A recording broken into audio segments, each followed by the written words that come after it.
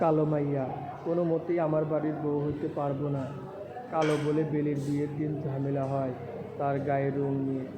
উপরোক্ত বাক্যটি বেলির হবু শ্বশুরের। বেলির গায়ের রং পছন্দ হয়নি ছেলের বাবার। ছেলের বিয়ের সকল দায়িত্ব দিয়েছিলেন ছেলের উপরে।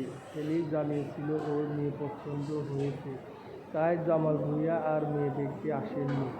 তাছাড়া ব্যবসায়ীর কাজে তিনি অন্য শহরে গিয়েছিলেন। অনুমতি দিয়ে গিয়েছিলেন বিয়ের কাজ আগানোর, কিন্তু এত বড় সর্বনাশ হবে তা তিনি স্বপ্নেও ভাবতে পারেননি। জামাল ভূঁইয়ার এই হম্বিতম্বি বিয়ে বাড়িটাকে নীরব করে দিল। সব হইচই আনন্দ নিমেষেই থেমে গেল। রং হারালো হাসিরা। জামাল ভূঁইয়ার কণ্ঠ তখন সর্বোচ্চ। কবির আলী, এখানে আসুন। বেলির বাবা কবির আলীর কানে এর আগেই হম্বিতম্বির কথা পৌঁছে গিয়েছিল, কিন্তু তিনি কথাটা বাড়াতে দেননি। কিন্তু যখন ডাক ভেসে এলো তখন আর দূরে থাকলেন না, দ্রুতই ছুটে এলেন। হ্যাঁ বিআই সাহেব বলুন। আমি চাচ্ছি বিয়ের কাজ এখানেই থামিয়ে দিতে। আপনারা আমাদের ঠকাচ্ছেন। কবির আলীর বুকে ছ্যাঁত করে উঠল। বেলির মায়া মুখের দিকে তাকালেন। মেয়েটার মুখটা এতটুকুন হয়ে এসেছে। কবির আলী হাত জোর করলেন। এসব কি বলছেন? আমরা কিভাবে ঠকালাম? আপনাদের মেয়ের গায়ের রং এত ময়লাটে। আমার ছেলে যেখানে ধবধবে ফর্সা। আপনার ছেলে তো দেখেছিল আমার মেয়েকে, না দেখিয়ে তো বিয়ে ঠিক হয়নি। জামাল ভূঁইয়া যুক্তিতে হেরে গেলেও থামলেন না। আমার ছেলের কি সেই বুঝ আছে? বুঝলে তো এ কাজ করতো না।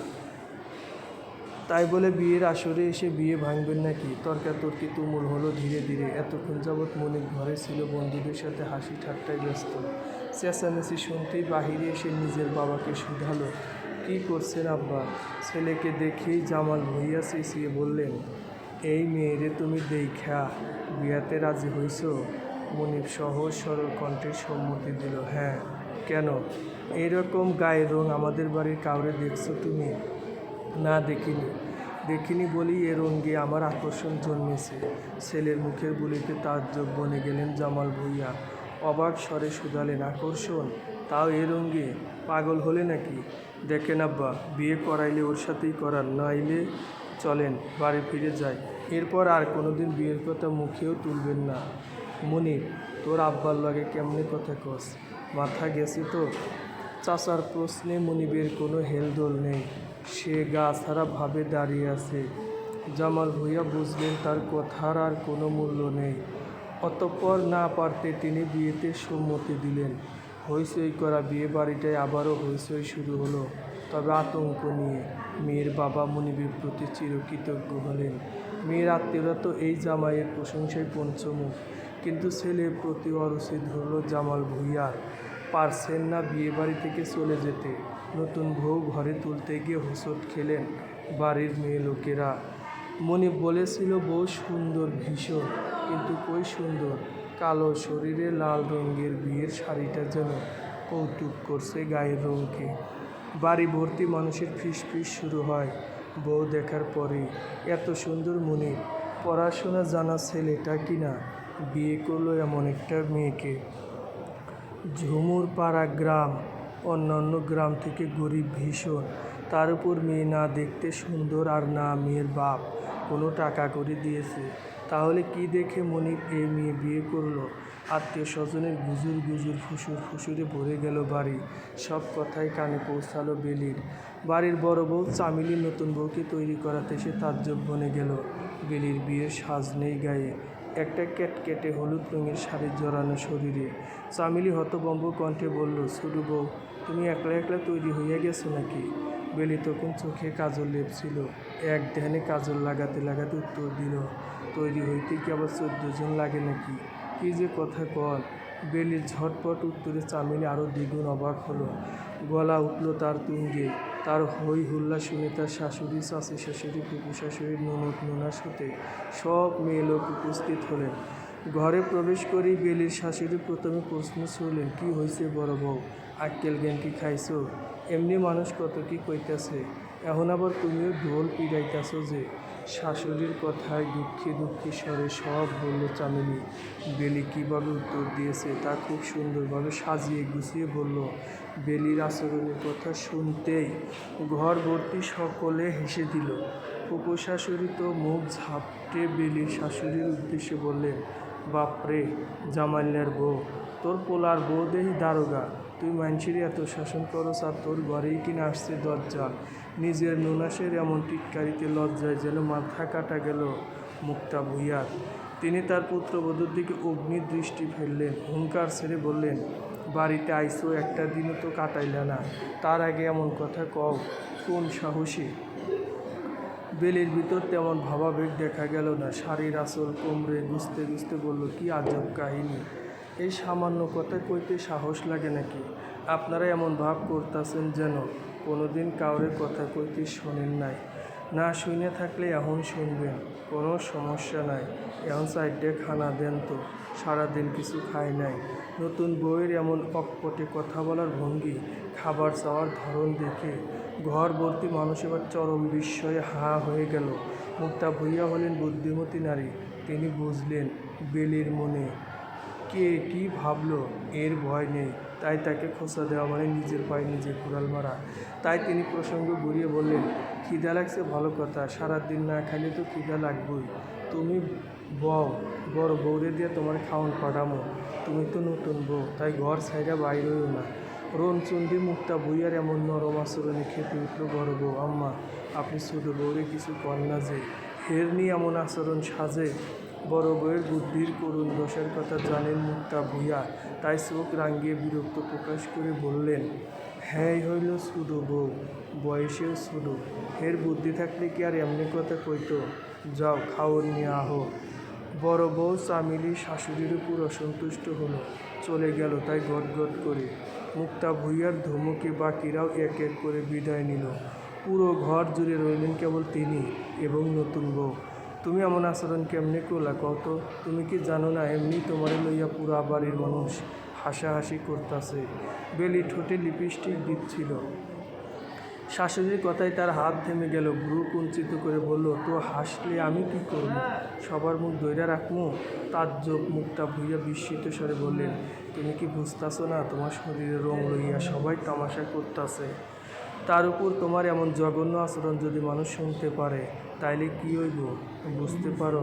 শাশুড়ি চেয়েও দ্বিগুণ বিস্ময় নিয়ে বেলি শুধালো, আমার গায়ের রং নিয়ে হাসার কি আছে? আমার রং হলুদ, সবুজ নাকি নীল যে দেখলেই হাসি পাইব? ভাব এমন করেন যেন কোনোদিন কালা মানুষ দেখেন নাই চোখে। যান তো এখান থেকে, এখন একটু শাস্তি দেন। বিয়ার প্রথম দিনই এমন ঝগড়াঝাটি ভালো লাগে না, আর কয়েকটা দিন পর থেকে করমুনে। যান এখন। বেলির গলার স্বর যথেষ্ট উঁচুতে ছিল বিদায় মোটামুটি যারা কান খাড়া করে রেখেছিল তারা সকলেই সব কিছু শুনেছে। মুক্তা ভূঁইয়া নিজের রাগ সংবরণ করতে দ্রুত পায়ে নতুন বউয়ের ঘর ছেড়ে বেরিয়ে গেলেন। এ মেয়ের মান ইজ্জত নাই, সেটা তো তার আচরণেই পরিষ্কার। শুধু শুধু এ মেয়ের সাথে লেগে নিজেরও মান সম্মান নষ্ট করার ইচ্ছে হলো না ওনার। শাশুড়ি বেরিয়ে যেতেই বেলি গলা ছেড়ে গান ধরল, তুমি দিও না গো বাসর ঘরের বাতি নিবাইয়া, আমি অন্ধকারে বন্ধ হয়ে ঘরে যাব মরিয়া। যেতে যেতে মুক্তা ভূঁইয়া অবাক হলেন, বাড়ি ভর্তি মেহমান অথচ নতুন বউ কিনে এসব গান গাচ্ছে। ছি, তার ছেলেটার কি চোখের সমস্যা ছিল? না হলে এমন মেয়েরে কীভাবে বউ করে? মনিব বন্ধুদের সাথে আড্ডা দিচ্ছিল বাড়ির পিছনে। সুবিশাল জায়গাটুকু আড্ডা দেওয়ার জন্য বেশি উপযুক্ত। একটা কাঠের বেঞ্চি, সাথে কাঠের টেবিল, চারপাশে সুবাসিত ফুল গাছ, এ যেন স্বর্গের নন্দন কাননের একাংশ। বাড়ির কাজের মেয়ে মিনু চা মুড়িমাখা দিতে এলো। মনিবরা তখন গভীর আড্ডায় নিমজ্জিত। নতুন বিয়ের কত কথা নিয়ে হাসি ঠাট্টাই করছে তারা। মিনু সেই জমে ওঠা আড্ডায় বড় বিরক্তির কারণ হয়ে ডাকল মনিবকে, ভাইয়া আম্মা ডাকে আপনি রে। মনিব হাসতে হাসতে ভ্রু কুঁচকে মিনার দিকে তাকিয়ে বলল, কেন ডাকে? কিছু লাগবে? আপনি গেলেই তো কইব, আহেন একটু। মনিব আড্ডা রেখেই মিনার পিছন পিছন এলো। ঘরের ভিতর ঢুকতে মুক্তা ভূঁইয়া ছেলেকে ঝেঁকে ধরলেন, কেমন বউ আনলি এইটা মনিব, মুখে মুখে এখনই তো চোপা করে। মায়ের কথার অর্থ মনিবের কাছে অস্বচ্ছ, তাই কিছুটা চোখ মুখ কুঁচকে বলল, বেলি কী করেছে ও? মুখটা ভুইয়া এবার আরও খানিকটা বিরক্ত সহকারে বললেন, কি করে নাই সেটা ক। মনিব যদিও জানে না বেলি কী করেছে, তবুও মায়ের আচরণ দেখে কিছুটা আঁচ করতে পারছে। মা রাগী, তবে সহজে এতটা রেগে যাওয়ার পাত্রই নন। যেহেতু বিচার দিচ্ছেন, তবে কিছু একটা তো হয়েছে। তাই সে আবার জিজ্ঞেস করলো, কী হয়েছে? না বললে বুঝবে কীভাবে, বলো।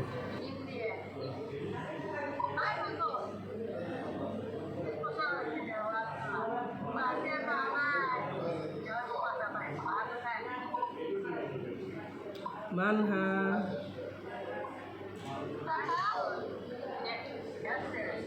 এই যে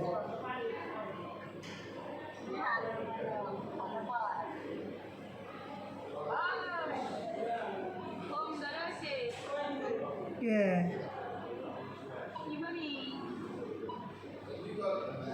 এসে কোলে এসো।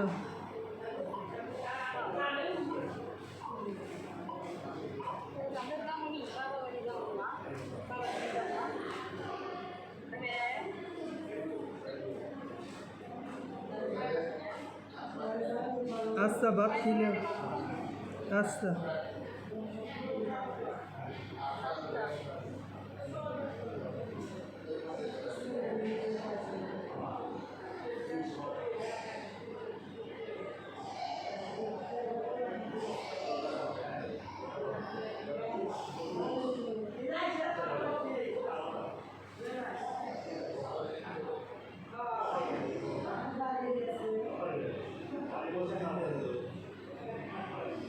আসসালামু আলাইকুম। ওয়ালাইকুম আসসালাম, কেমন আছেন?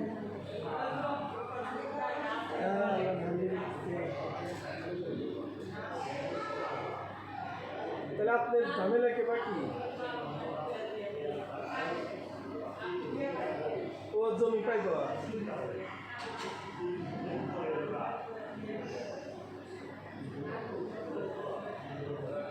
যে দেখছে যে কি কয়?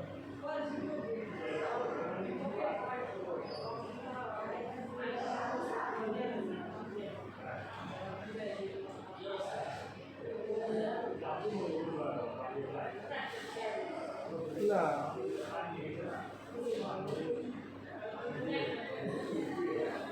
বুঝে দিয়ে যদি পাইছে নিব, না পারি না আমি। হ্যাঁ, আমি তো হাসপাতালে ভর্তি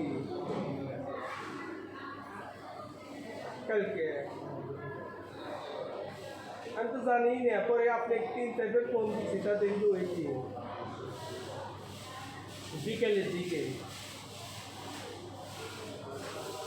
বাবা আচ্ছা, কালকে বিকেলে নিজের পক্ষে আধা ঘন্টার মতো কাটাতে কথা বলছি মোবাইলে।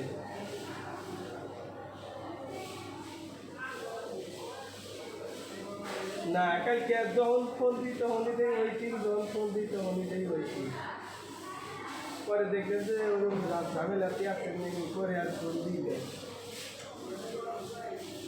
একটা শুধু নির্দিষ্ট কোনো টাইম নাই। একদিন 3 সপ্তাহ হলো ভর্তি হয়েছে, একদিন সিরিয়াল আছে না।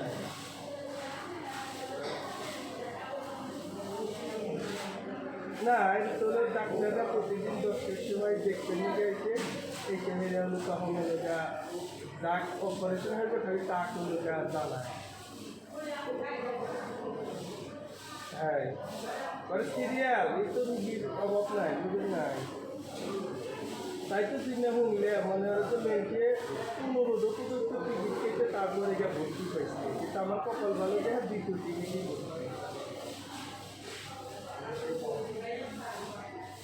আরেকটা বাইক গেছিলেন, আরেকটা বাইক গেছিলেন।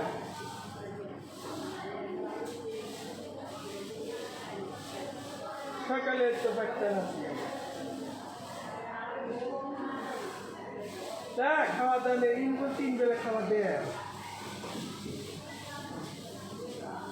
3 বেলা খাবার দেয়। কয়টায় কি খাবার দিলি করে আবার বাড়তি এবার খাবারের দরকার।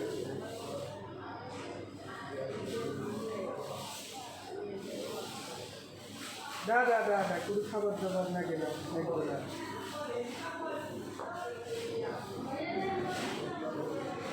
আচ্ছা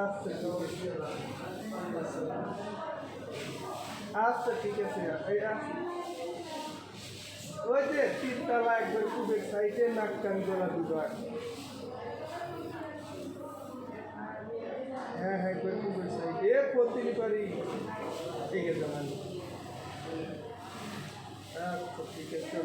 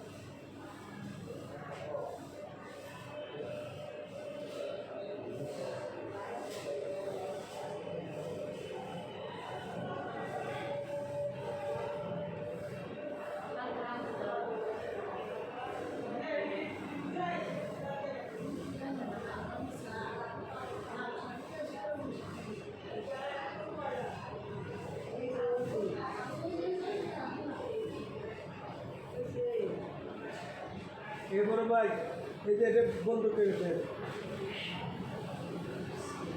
এই যে সাইকেলটা, এই সাইকেল রেগুলেটর, হ্যাঁ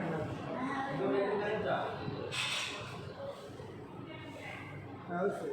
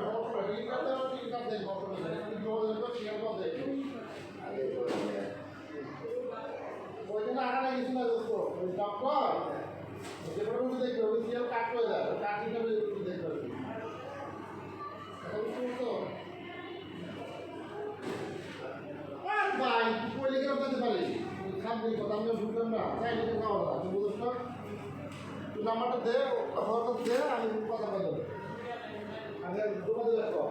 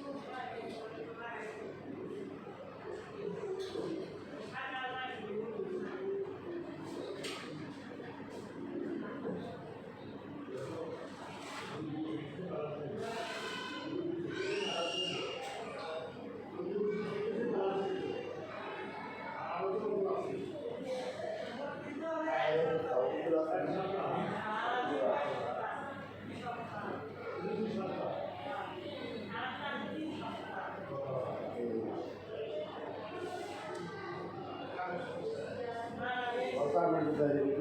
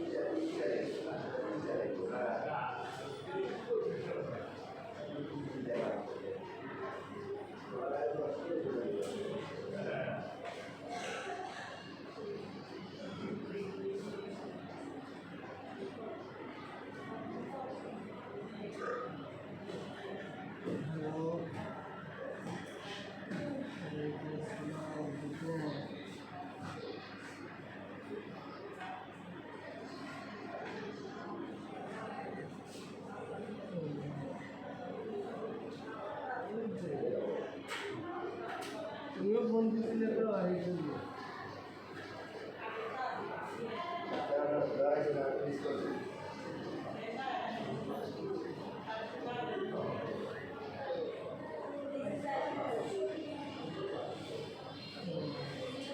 ওখানে একটা বাড়ি গেছিলেন কাদের আসতে দেরি হলে তো তারপরে দেখলাম যে আসতে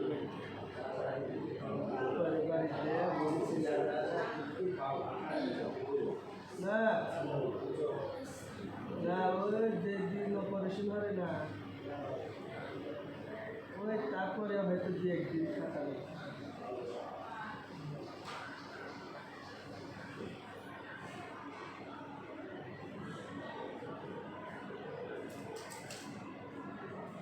না আমি সকালে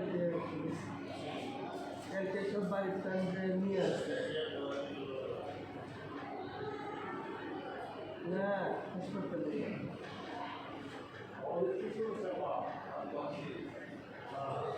না ভরে আসি এত কেউ 3 সপ্তাহ ভর্তি হয়েছে একদিকে সিরিয়াল করে না মনে হচ্ছে জেলখানা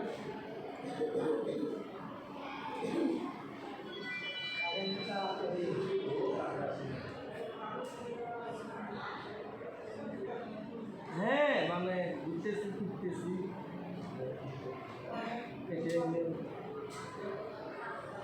বাড়ি এটা আজকে ডাক্তারের জানাই কবে কি করবো না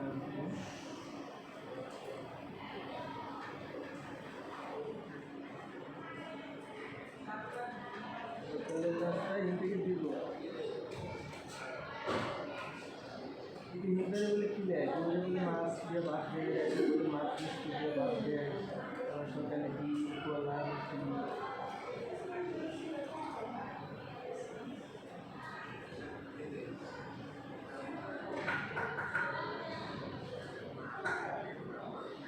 না না ওই ধরো যে কিন্তু মেয়ে মানুষের কোনো কাম নাই 2 দিন অপারেশন করে না ওই অপারেশনের পরে মনে হয় যে আল্লাহ ওকে বাবা নি নাও খালি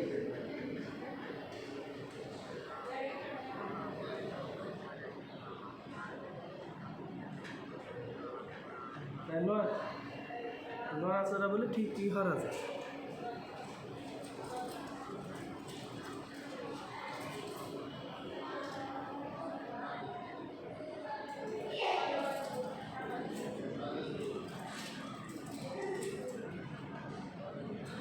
আচ্ছা ঠিক আছে এই ডাক্তারি কি করে না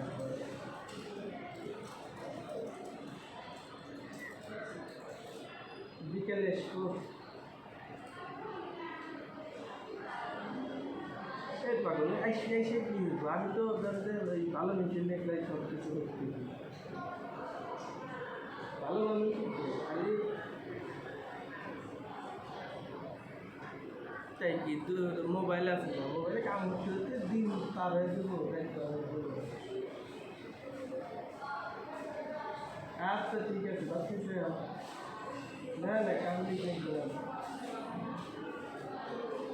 খেলে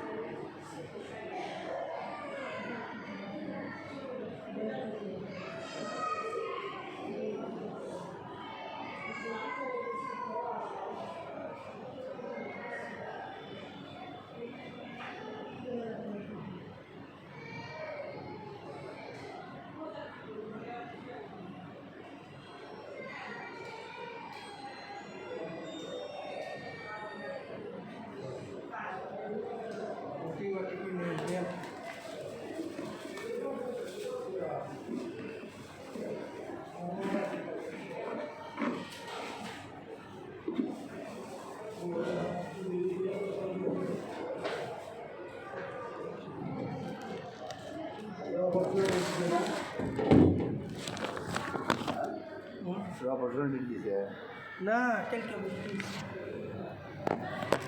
ডাক্তারি দিন কমতে হবে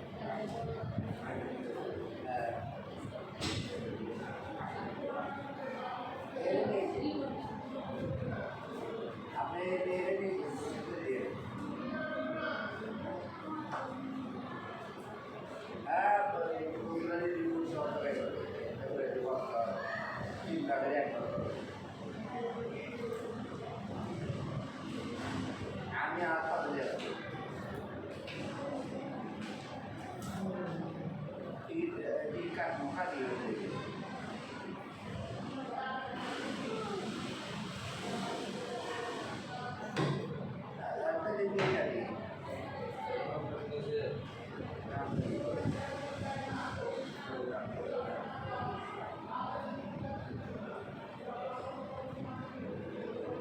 আমার পরীক্ষা দেওয়া তো সবই এমনি করা যাবে কি আছে নিজের রক্তগুলো দিয়ে আছে দাদা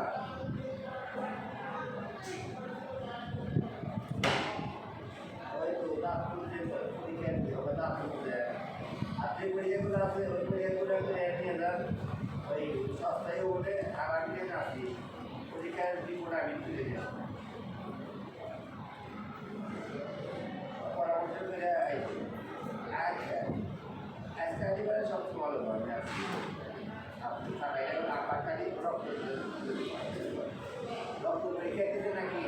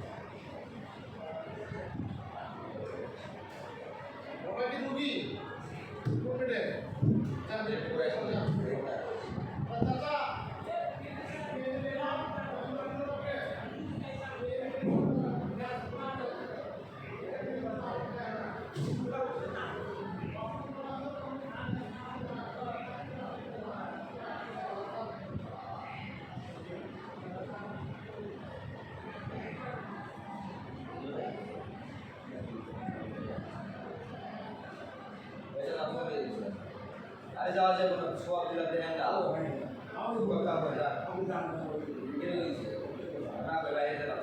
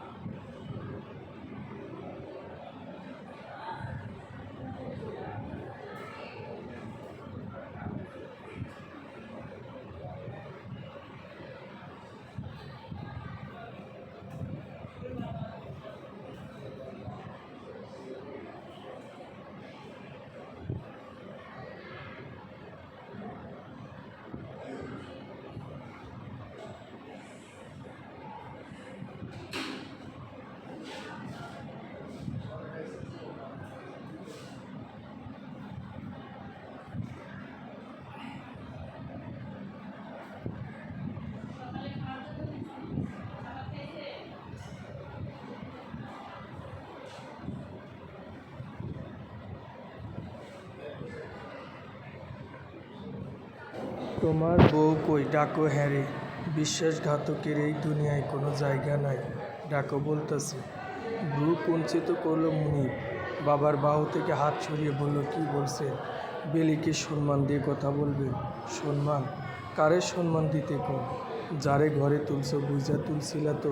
সে তোমার পিঠ পিছে কি করছে? ঘটনার স্রোত এভাবে অন্য ধারায় বইবে কে জানতো। বেলি নিজেই ঘর ছেড়ে বেরিয়ে এলো। দূরে দাঁড়িয়ে আছে চামেলি। বেলির শ্বশুরকে কাঁপতে দেখে ছুটে এলো, কিন্তু বেশি কাছে আসতে পারল না। তার আগেই জামাল ভুঁইয়ার চিৎকার থামিয়ে দিল তাকে। খবরদার, তুমি এইখানে আসবা না, আমারে ধরবা না, একটা নষ্ট মেয়ে মানুষ। জামাল ভুঁইয়ার কথাগুলো বড় অনাকাঙ্ক্ষিত ছিল। মনিব বাবাকে ছেড়ে দিল। রেগে গিয়ে বলল, আব্বু, মুখ সামলে কথা বলেন।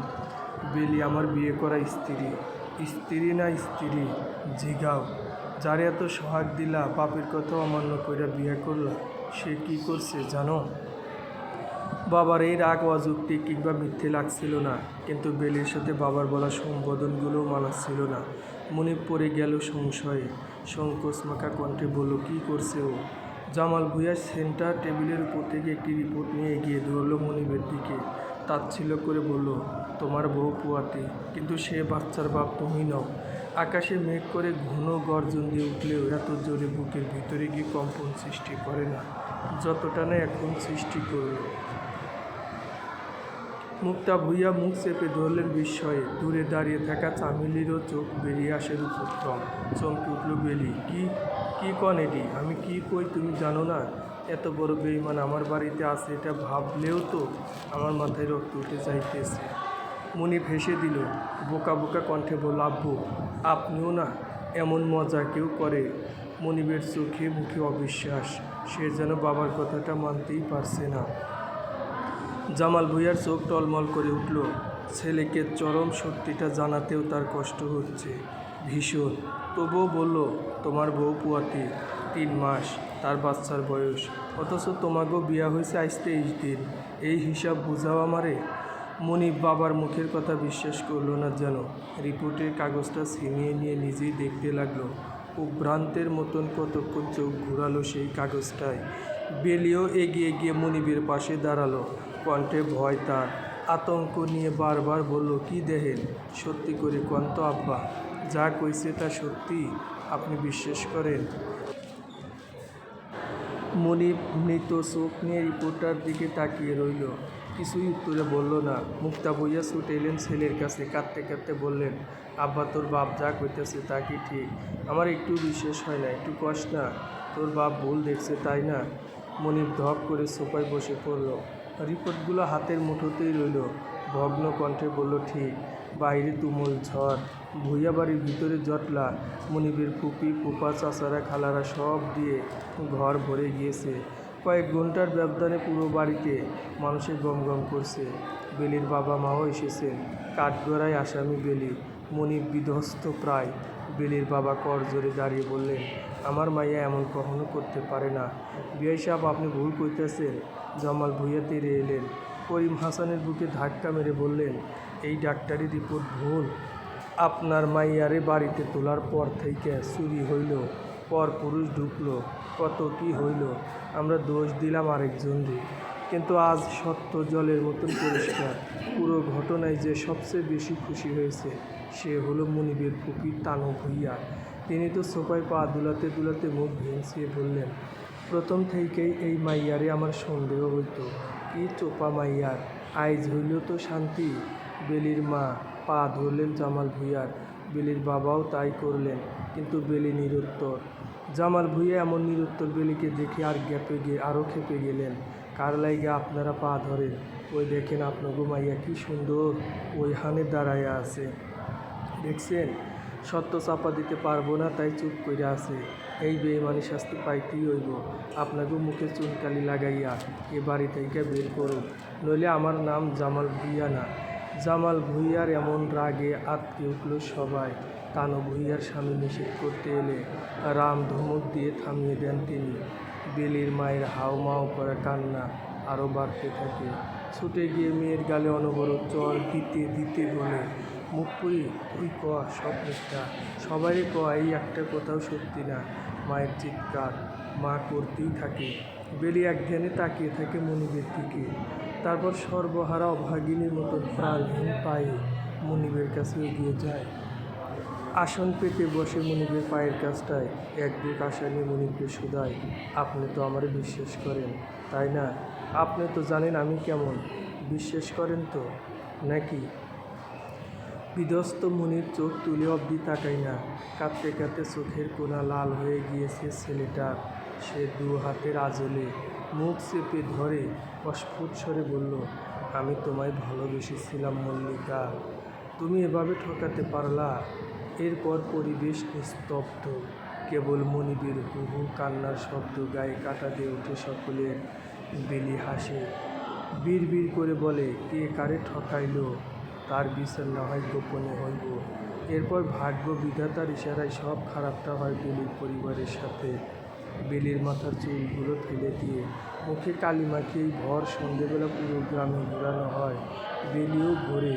মনিব হাজারবার বাবাকে নিষেধ করে, কিন্তু জামাল ভুঁইয়া সেই নিষেধ মানল তো? বেলির বাবা মায়ের আকুতিও শোনে না কেউ। পুরো গ্রাম ঘুরিয়ে এরপর গ্রাম থেকে বের করে দেওয়া হয় মেয়েটাকে। ও একটাবার ফিরেও তাকায় না, একটাবার নিজের পক্ষে কিচ্ছু বলে না। হয়তো বুঝে গিয়েছে ওর ভাগ্য আজ ওর বিপক্ষে। মনিব মাথা ঘুরে পড়ে যায় শেষমেশ। এত কঠোরতা সে মানতে পারে না হয়তো। সপ্তাহখানেক পর রাতের আকাশে ভীষণ জোরে জোরে বজ্রপাত হচ্ছে। খুব তাড়াতাড়ি বৃষ্টি আরম্ভ হবে হয়তো। জানালার কাছের টেবিলটায় বসে আছে মনিব, উদাস দুটি চোখ। হুট করে মাঝরাতে তার দরজা খোলার শব্দ হতে সে চমকে দরজার দিকে তাকায়। চামেলি সেখানে দাঁড়িয়ে আছে, লাল টুকটুকে শাড়ি পরে। মনিব ভাবিকে দেখে কিছুটা অবাক স্বরে বলে, আপনি এখানে? এখানে কি আপনার? চামেলি দরজাটার ছিটকিনি টেনে দেয়। কামুক হাসি নিয়ে এগিয়ে আসে মনিবের দিকে। লাল লিপস্টিক দেওয়া ঠোঁটগুলোকে বাঁকিয়ে ইশারা করে, দেহের অঙ্গভঙ্গি গুরুতর অশ্লীল। মনিব আবার বলে, কি চান এখানে আপনি? কী জন্য আসছেন? চামেলি এবার মনিবের দিকে এগিয়ে গিয়ে মনিবের গলা জড়িয়ে ধরল। মনিবের ঠোঁটে ঠোঁটে চুম্বন এঁকে বলল, কি আর চাওয়ার আছে আমার? তোমারে চাই, একদম কাছাকাছি চাই। কতদিন হইল দেহটা আমার উপোস কইরা শুকাইতেছে, আর কতদিন দূরে রাখবে আমারে? মনিবের কুঁচকানো ভ্রু অস্বাভাবিকভাবে শিথিল হয়ে যায়। তার পুরুষালী হাত শক্ত করে আঁকড়ে ধরে চামেলির কোমর। খুব নিকটে এসে ফিসফিস করে বলে, আর এক মিনিটও দূরে রাখবো না। আগে বলো, কেউ সজাগ নেই তো? এত কাঁচা কাম আমি করবো? তোমার আমার এতই কাঁচা লাগে? এতগুলো স্বর্ণের গয়না তোমার মার ঘর থেকে নিয়া আমার ঘরে রাখছি, কেউ টের পাইছে? পায় নাই। এই চামেলিরে ধরা অসম্ভব। চামেলির কথায় মনিব হাসে। চামেলির গালে চপাস করে চুমু খেয়ে বলে, মেয়েটা প্রথম দিন এসেই বেশি সন্দেহ করেছে। ভাবছিলাম সরল সোজা বউ আনবো, কিছু বুঝবো না, কিন্তু তোমাকে নিয়ে সন্দেহ করাটাই তো সর্বনাশ। সেজন্য তাড়াতাড়ি বিদায় হতে হলো।